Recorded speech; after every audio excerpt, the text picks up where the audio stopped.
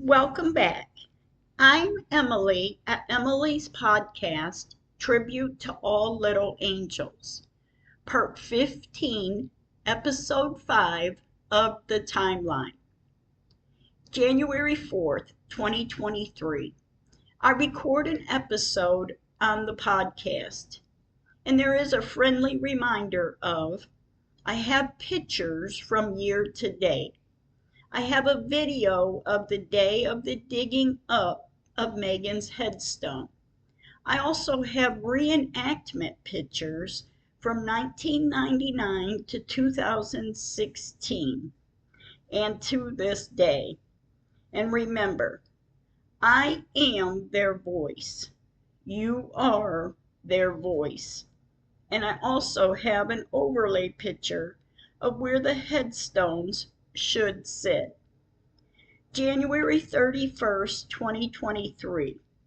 A thought comes to mind, so I get paper and pen to count the years between each incident.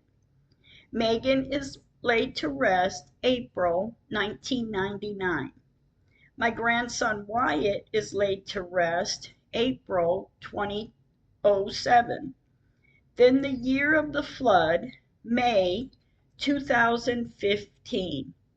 And as I think about it, May 2023 is another 8-year mark. Megan passed, and 8 years later, Wyatt passed away. My angels tells me. Megan laid to rest 1999, Wyatt laid to rest 2007. In another 8 years, May 2015, the cemetery floods and moves headstone. And in another 8 years is 2023, this year. 8 years between all dates. February 1st, 2023. I send 5 more emails out. February 2nd, 2023. I research for an author and a publisher. February 7th, 2023. My sister Susie and I talk of the casket we buried Megan in. I tell her it's a casket vault combination. Susie then looks it up and sends me a picture of the casket vault combo. And yes, the designs may be different. And I look at the picture and I start to cry. Megan's casket vault combination we buried her in matches to the picture my sister sent, not the casket they pulled out of the ground.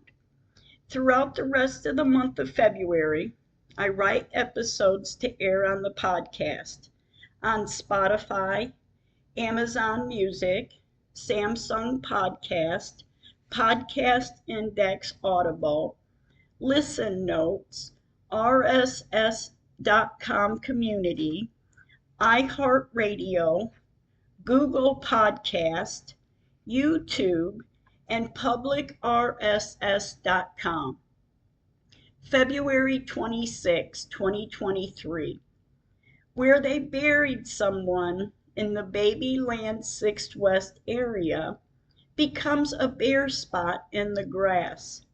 And then it looks like to start to grow grass, and then it looks bare again after months of time. Yes, this is a little detail, but any information can be significant. My sister Susie and I talk also about the nameplates, dates, and caskets, and wonder why Megan didn't have that identity on her casket. The day of the digging of Megan's headstone, that was never brought up. March 12th, 2023. The city buries someone in Babyland 6th West area. And my concern is they bury someone in the area, and if it is next to a loved one, the loved one is buried in the wrong location. March 19th, 2023. Still no plot marker where my niece found the plot marker indents in the grass and ground. The rest of the month of March, I continue to take pictures when visiting the cemetery, and in through April 20th, 2023 to April 22nd, 2023, the area at Babyland 6th West is flooded.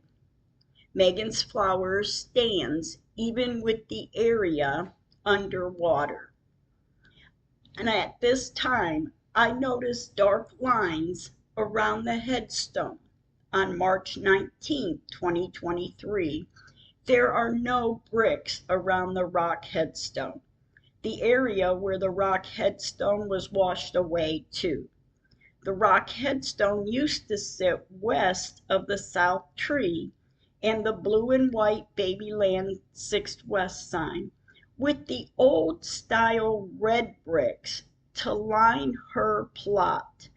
Now 3-4 bricks are stuck in the ground, but there were no bricks here since 2015, May of 2015.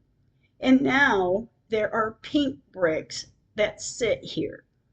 This statement can be proven by comparing the pictures. No bricks, no lines, over 8 years. This is the second time in this period that there has been dark lines. I did contact the little girl's parents, or what we believed to be family members. And on this day, April 22nd, 2023, I post a picture of the bricks around the rock headstone, where all of a sudden the bricks appear after 8 years. April 27th, 2023, the cemetery is flooded. Did they fix the drains? Or did they not? And it is a pond in the Babyland 6th West area again. And there is a question, and here is the answer to the 2 trees in Babyland 6th West, north of the electrical pole. This picture is a reenactment of the day we laid Megan to rest, to show where the existing tree is the south tree. April 29th, 2023. On this day, it's my mother's birthday. I wish her a happy heavenly birthday, and I wish she were here. If she were, she'd have all of this done already. She's very outspoken and is a go-getter to get things done. And I wish more than anything I would have gotten more of that trait from her. I mean, I can go get, but to speak up, I may last until I get tears in my eyes, and then I break down, and I truly apologize for that. And if I could only find someone with the mouth, I have the pictures of proof. And today again, the cemetery is flooded. May 1st, 2023. The dark lines, there are dark lines, and it's cut out around the rock headstone. May 2nd, 2023. The dark lines and bricks at the east end of the rock headstone are visible. May 9th, 2023. The pictures I take today shows the cut marks around the rock headstone, and there are now bricks in the ground. There are dark lines on 3 sides of this area, and I take a close-up picture of a brick stuck in the ground. Now back in 1999 and on until 2015, like I said, there were red bricks around the rock headstone to line her plot marker around the rock and the red in colored bricks, and the brick near the rock headstone now is pink in color. May 11th, 2023. The more I ask to know what to do next, or if there's anything I need to do, I ask for signs as before when I started this. I would ask for signs and get signs. Now at this time, I ask, I get nothing. Not a feeling, not a premonition, not anything. So for now, I'm going with that because I know when and if there is anything, believe me, I will be guided. I will get the feeling. May 14th, 2023. The cemetery flooded again, still flooding after being fixed in 2019. There is headstones underwater. Even some of the concrete slabs are sunken underwater. It shows a pond in Babyland 6th West. A pond of water yet again. May 21st, 2023. The cemetery is flooded. May 27th, 2023. The dark lines around the rock headstone is still visible. They are fading, but can still be seen. I'm bringing up two to the south of the existing tree. The south tree, the south area of this south tree was an open area until May 2015, when the headstones were moved south. June 7th, 2023. Continuing to go to the cemetery and take pictures to compare them pictures taken in prior years since 1999. June 15th.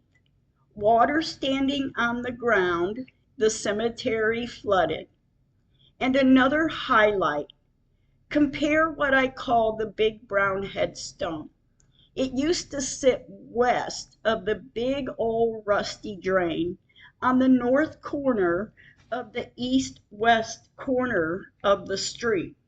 And now it sits on the south corner of the east-west street. June 18th, 2023. Ducks laying in the water in the grass. I do love these pictures. June 23rd, 2023. It seems as we can put flowers on Megan's resting area west of the south tree, and it seems the flowers get removed a day or two later. Not sure what that's all about. And also a picture I'd taken the day of Megan's funeral, and I did reenact that picture.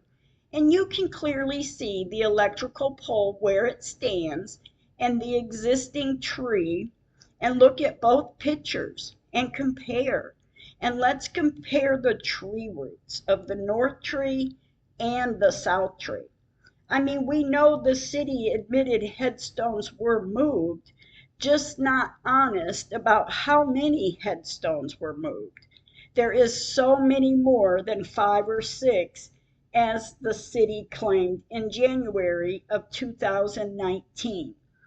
January 16, 2019 to be exact. And let me just say, in the beginning, they claim they cut a tree down. They claim it was the south tree, which at this time, if they did cut down the south tree, the north tree was cut out in 2010, 2011. So in 2015, 2016, if they truthfully cut down a tree, there would be no tree standing in Babyland 6th West in 2016. And then so much time on the city and the attorney. Time stalled. And the only thing in common between the Megan's vault casket and the casket which was dug up is both are white in color. And that's it. And one question I have is, where is Megan's Bible? Daryl from the funeral home walked off with it. No DNA can be checked. The casket is full of water. And Nancy at the funeral home washed the crocheted blanket. So nice of her. But no, not her intentions. June 29, 2023. Let me share. The more and more I work to prove the headstones were moved, it's not even about the headstones being moved anymore, because rightfully the city of Moore admitted the headstones were moved. The issue now is the length the city went to cover it up. And in 2019, they did everything they could to make me believe the headstones were not moved, after admitting they were. July 1st, 2023. Some tell me to hire a psychic. July 3rd, 2023. Yes, the cemetery is flooded. And how? If they fixed it. July 4th, 2023. We visit the cemetery for the holiday, Independence Day. And then on to the end of July, July 26, 2023, more and more pictures are being taken to compare. And between August 7, 2023 and August 26, 2023, for some reason, my phone is not allowing me to take pictures. But on August 27, 2023, I've taken 8 pictures. It looks like there are tracks, tire tracks, in the grass from the newly set in small drain sitting north in the picture. I take another picture from the small drain in Babyland 6th West to the next drain looking south. September 6, 2023. This afternoon I went to the cemetery to find Megan's flowers are gone. September 8, 2023. The past 2 times we set flowers in the ground for Megan, they've come up missing. I have to wonder why. And of course, we replace them shortly after they are taken. Megan does deserve her flowers. September 9, 2023. Megan's flowers were replaced. September 13, 2023. This afternoon I visit the cemetery.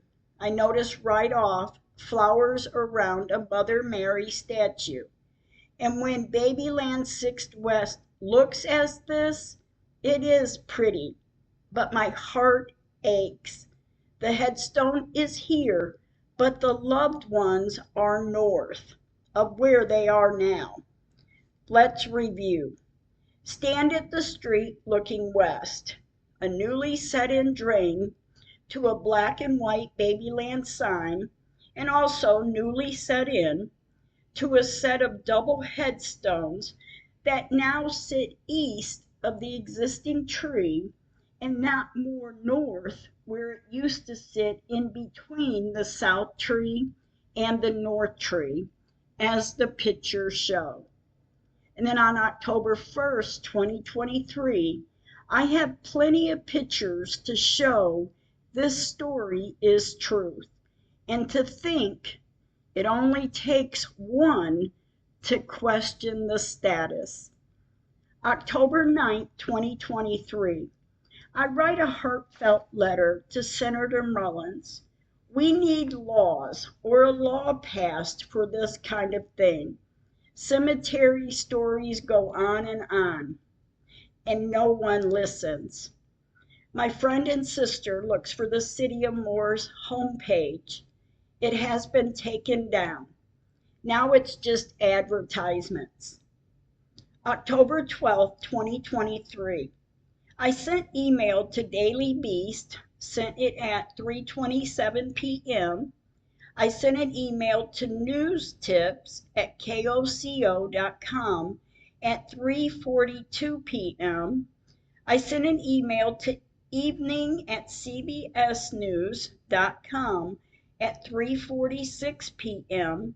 I also sent an email to 4@kfor.com.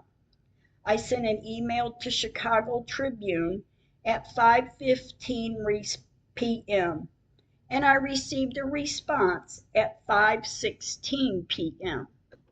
I also sent 4 more emails to, and excuse me if I don't pronounce this name right, Labachity, New York, sent at 5:22 p.m., News Nation at 5:28 p.m., USA Today sent at 5:32 p.m., WDIO.com, I sent that at 5:38 p.m. And on this day also, I'm listening to the news, and a segment came on about a judge in our state that is caught sending text messages and being crude with her work ethics. As I listen, I'm thinking, no way. I listen and watch some more. When I saw her picture on the TV and heard her name, I knew it was her. I then cry, and then I get mad.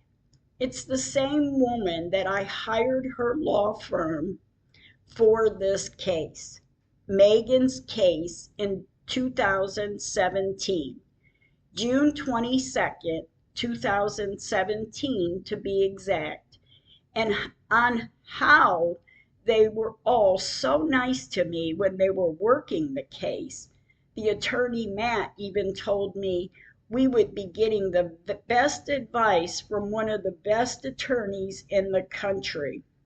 And yes, I believed him, although there is a lot of stalling, ignoring throughout the years that they worked on this case.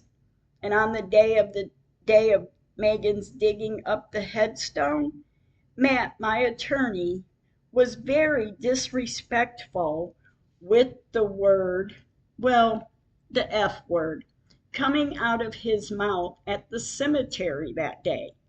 And when I didn't side with them about it's not Megan's casket, he was screaming at me over the phone later this evening. And then I fired Matt, the attorney, on December 4th, 2019. I was asked a few times, what law were they filing this under for this case? And of course, I have no idea. And then they would say, because Emily, there are no laws in Oklahoma for this kind of thing. And I can't believe what I'm hearing. I start sending emails to the news stations that covered the judge's story. I did get a few responses back, in which I am responding to then they stopped. As when we started the podcast, we did start getting emails in response, and then they stopped. Stay tuned. Thank you for listening. Stay kind with your words.